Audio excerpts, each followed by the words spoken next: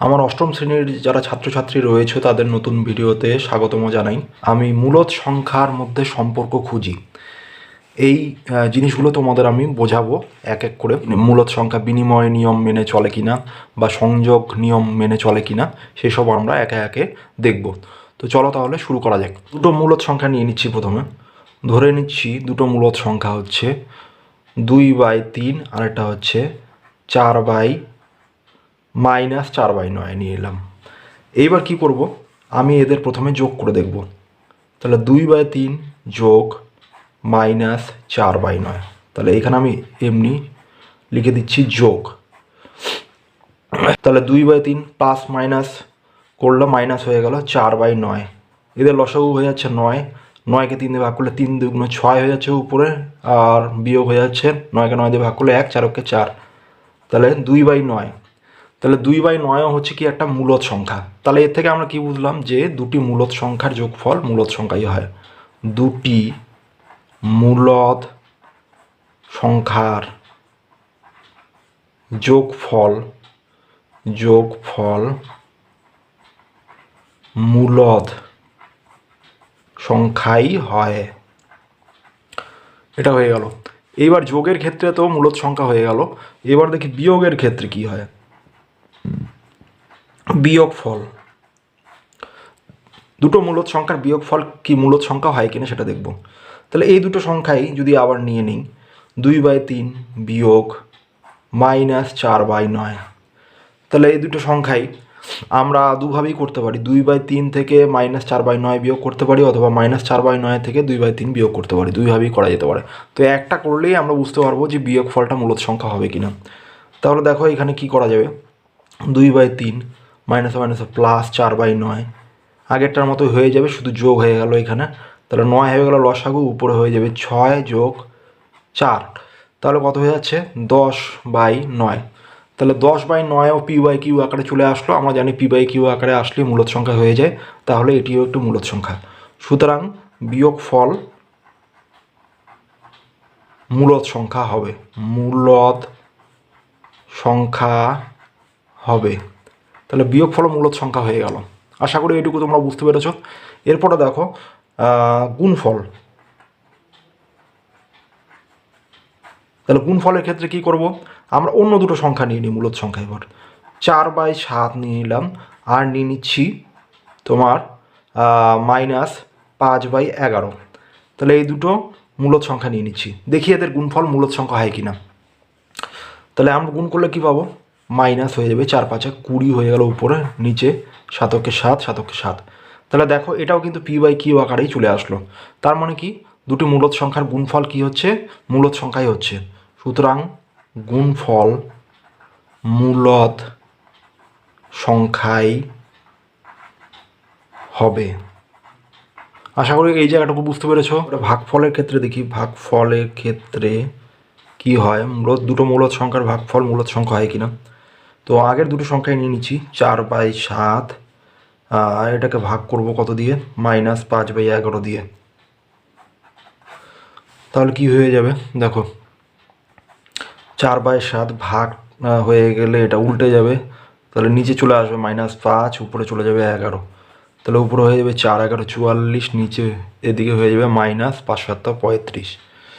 তাহলে ভাগফলও আমাদের কি হয়ে যাচ্ছে, ভাগফল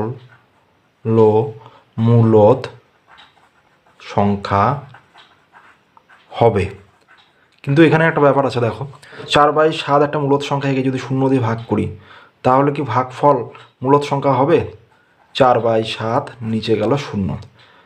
যে কোনো সংখ্যাকে 0 দিয়ে ভাগ করলে কিন্তু মূলদ কি হয়, অসংজ্ঞাত হয়। অসংজ্ঞাত মানে যেটার মান নির্ণয় করা যাবে না। সুতরাং বলতে পারি আমরা 0 বাদে মূলদ সংখ্যার ভাগফল সব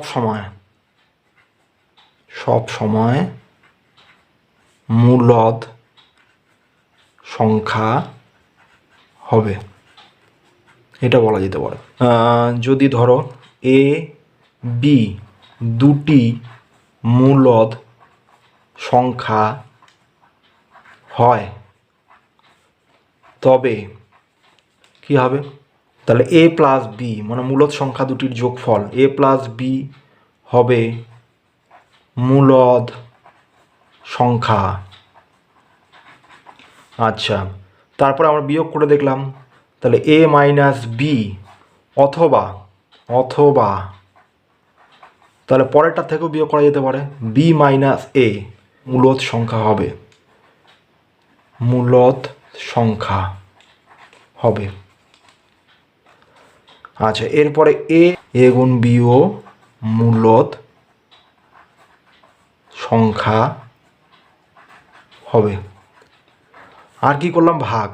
ভাগের ক্ষেত্রে কি হবে, এ কে বি দিয়ে ভাগ করলে অথবা অথবা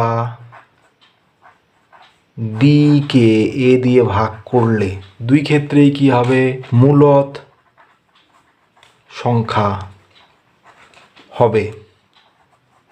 কখন হবে, যখন এ ভাগ বি এর ক্ষেত্রে কি হবে, B not equal to 0, B ভাগ এ এর ক্ষেত্রে এ নট ইকুয়াল টু 0। তার মানে নিচের সংখ্যাটা যেটা দিয়ে ভাগ করা হচ্ছে সেটা কখনোই শূন্য হওয়া যাবে না, তাহলেই মূলদ সংখ্যা হবে। এইবার দেখো, একটা মূলদ সংখ্যা আমরা নিচ্ছি 5/8। এবার এই মূলদ সংখ্যাটিকে আমরা একবার বাঁ দিকে শূন্য দিয়ে যোগ করব, একবার ডান দিকে শূন্য যোগ করব, দেখি কি হয়। তাহলে 0 যোগ 5/8, তাহলে এটা যোগ করলে কত পাওয়া যাচ্ছে, 5/8। একইভাবে আমরা যদি কি করি 5/8 যোগ 0, তাহলে কি পাওয়া যাচ্ছে 5/8। তার মানে পাওয়া যাচ্ছে 0 যোগ 5/8 সমান সমান 5/8 যোগ 0। এখানে মূলদ সংখ্যাকে এ ধরলে পাই, তাহলে এ ধরলে কি পাওয়া যাবে, 0 যোগ এ সমান সমান এ যোগ 0 সমান সমান কি পাওয়া যাচ্ছে, এ পাওয়া যাচ্ছে, মানে ওই মূলদ সংখ্যাটাই। তাহলে এই দুটো যোগ করে এইটার এটা সমান হয়ে গেল, তাহলে এটা থেকে কি পাওয়া গেল 5/8। তাহলে 0 যোগ এ সমান সমান এ যোগ 0, আমরা কি পাচ্ছি, এ, এটা পাচ্ছি। এটা একটা ধর্ম মূলদ সংখ্যার। এরপরে দেখো আরেকটা মূলদ সংখ্যা ধরে নিচ্ছি 3/8। তাহলে এটাকে একবার সামনে 1 দিয়ে গুণ করব, আর একবার পিছনে 1 দিয়ে গুণ করব, দেখি কি হয়। তাহলে 1 গুণ 3/8, তাহলে কি হয়ে যাচ্ছে 3/8। আবার 3/8 গুণ 1 সমান সমান কি হয়ে যাবে, 3/8ই হবে। তাহলে আমাদের কি হচ্ছে, মূলদ সংখ্যাটাকে যদি এ ধরি তাহলে কি হচ্ছে 1 গুণ এ সমান সমান এ গুণ 1 সমান সমান দুটোর ক্ষেত্রে কি হয়ে যাচ্ছে 3/8, মানে এ পাওয়া যাচ্ছে। তাহলে এটাও হয়ে গেল মূলদ সংখ্যার একটা ধর্ম। তাহলে দেখো এখানে আমরা কয়েকটা ধর্ম কী কী পেলাম, তাহলে মূলদ সংখ্যার যোগ বিয়োগ গুণ ভাগ এগুলো কী হয়, মূলদ সংখ্যাই হয়। শুধু ভাগের ক্ষেত্রে কি হয় পার্থক্যটা, যেটা ভাজক হবে সেই ভাজকটাকে শূন্য হওয়া যাবে না। আর কি হয়, এই দুটো ধর্ম পেলাম। শূন্য মূলদ সংখ্যার সঙ্গে শূন্য যোগ করলে কি হয়, মূলদ সংখ্যাটাই পাওয়া যায়। আর কি পেলাম, মূলদ সংখ্যার সাথে 1 গুণ করলে ওই মূলদ সংখ্যাই কিন্তু পাওয়া যায়। ধরো একটা মূলদ সংখ্যা আছে 5/14, এটাকে সামনে পিছনে যদি শূন্য দিয়ে গুণ করি আমি, তাহলে কি পাওয়া যাবে, 0 গুণ 5/14। শূন্য দিয়ে যে কোনো সংখ্যাকেই গুণ করি না কেন, সে পূর্ণ সংখ্যা হোক আর ভগ্নাংশ, শূন্যই হয়, তাহলে এটা শূন্য হয়ে গেল। আবার যদি উল্টো দিকে শূন্য দিয়ে যদি পরে গুণ করি তাহলে কি হয়ে যাবে, শূন্য। তাহলে কি পাওয়া যাচ্ছে, 0 গুণ 5/14 সমান সমান 5/14 গুণ 0, দুটোর থেকে কি পাওয়া যাচ্ছে, 0। এবার 5/14 অর্থাৎ মূলদ সংখ্যাটাকে যদি আমরা এ ধরি তাহলে কি হবে, 0 গুণ এ সমান সমান এ গুণ 0 সমান সমান কী পাওয়া যাচ্ছে, 0। তাহলে এটাও কিন্তু একটা ধর্ম, অর্থাৎ 0 দিয়ে মূলদ সংখ্যাকে গুণ করলে 0ই পাওয়া যায়। বিনিময় নিয়ম, আচ্ছা এখানে আমি লিখে দিচ্ছি বিনিময় নিয়ম।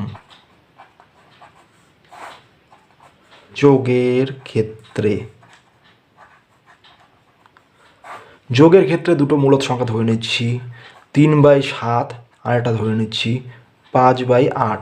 আমরা প্রথমে কি করব, 3/7 5/8কে যোগ করে দেব।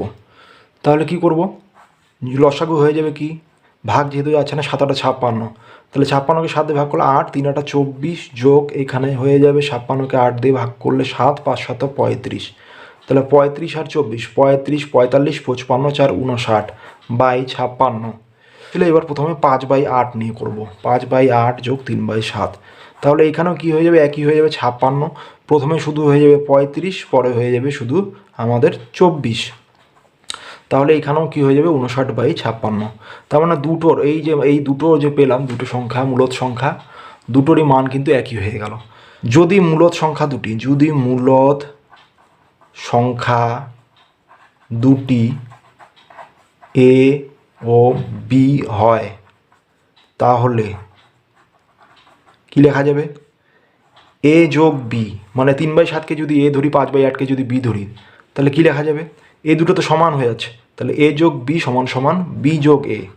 তার মানে মূলদ সংখ্যার যোগ বিনিময় নিয়ম মেনে চলে, এটা আমরা বুঝতে পারলাম যোগের ক্ষেত্রে।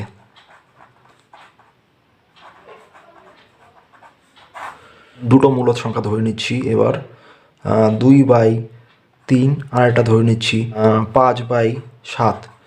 তাহলে এই দুটো মূলদ সংখ্যা ধরে নিচ্ছি। তাহলে এবার আমাদের বিয়োগ করব। প্রথমে কি করব, 2/3 থেকে 5/7 বিয়োগ করব। তাহলে বিয়োগ করলে কি পাওয়া যাবে, এখানে দেখো 3 7 21, যেহেতু ভাগ যায় না, 21কে 3 দিয়ে ভাগ করলে 7, 7 2 14 বিয়োগ 21কে 7 দিয়ে ভাগ করলে 3, 3 5 15। তাহলে 14 থেকে 15 বিয়োগ করলে -1/21 পাওয়া গেল। এবার আমরা উল্টো দিকে করবো, 5/7 বিয়োগ 2/3। তাহলে সমান সমান কী হয়ে যাচ্ছে 21। আর এখানে তাহলে কি হয়ে যাবে, একইভাবে 3 5 15 হয়ে যাবে, 21কে 3 ভাগ করলে 7, 7 2 14। তাহলে হয়ে যাচ্ছে কি এখানে 1/21।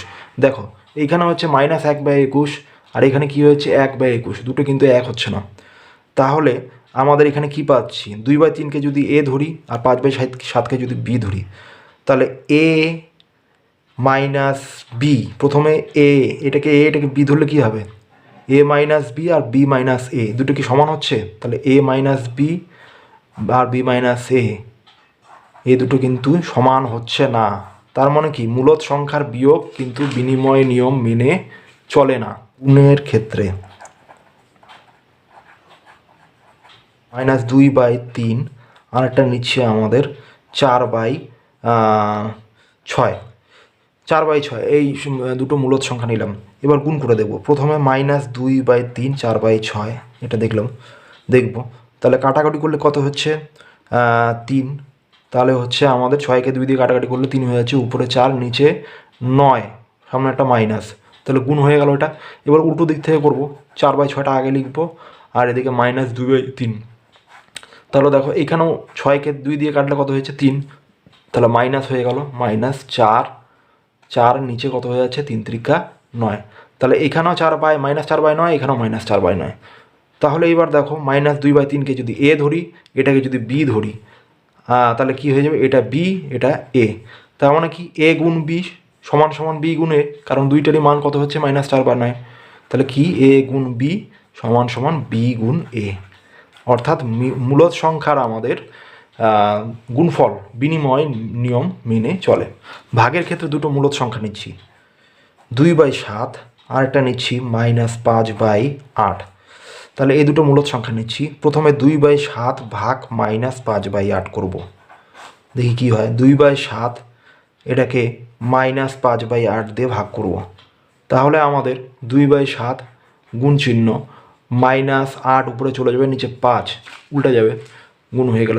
তাহলে এটা গুণ করলে কত হয়ে যাচ্ছে দেখো, -8 2 16, 5 7 35 নিচে। এবার উল্টো দিকে করব, -5/8টা আগে চলে যাবে, এটাকে কত দিয়ে ভাগ করব, 2/7 দিয়ে ভাগ করব। তাহলে উপরে -5/8, নিচে চলে যাচ্ছে 2/7। তাহলে দেখো এবার -5/8টা একই থাকলো, এটাকে আমরা কত দিয়ে গুণ করব, উপরে 7 চলে যাবে, নিচে 2 চলে আসবে এটার। তাহলে কত হয়ে যাচ্ছে, দেখো 5 7 35, নিচে হয়ে গেল 16। তাহলে -35/16। তাহলে কিন্তু দেখো প্রথমে কত আসলো, -16/35, পরেরটা কত আসলো, -35/16। তাহলে দুটো কিন্তু আলাদা, সম্পূর্ণ আলাদা। তাহলে কি, তাহলে এটাকে যদি এ ধরি, এটাকে যদি বি ধরি, এটাকে বি ধরতে হবে, এটাকে এ। তাহলে দুটো মূলদ সংখ্যা যদি এ বি হয়, তাদের ক্ষেত্রে কি হয়, এ ভাগ বি সমান নট ইকুয়াল টু বি ভাগ এ, অর্থাৎ মূলদ সংখ্যার ভাগের ক্ষেত্রে বিনিময় নিয়ম খাটে না, এটা মনে রাখতে হবে। তাহলে এটাও আশা করি তোমরা বুঝতে পেরেছ। বাকি যে নিয়ম আছে সংযোগ নিয়ম, মূলদ সংখ্যার যোগ বিয়োগ গুণ ভাগ, সংযোগ নিয়ম মেনে চলে কিনা, এবং তারপরে রয়েছে অনুশীলনী, সেই অঙ্কগুলো আমি তোমাদের এরপরের ভিডিওতে করে দেখাবো। তো চলো তাহলে আজকের ভিডিওটা এ পর্যন্তই, দেখা হচ্ছে পরের ভিডিওতে। সবাই ভালো থেকো, সুস্থ থেকো, টাটা।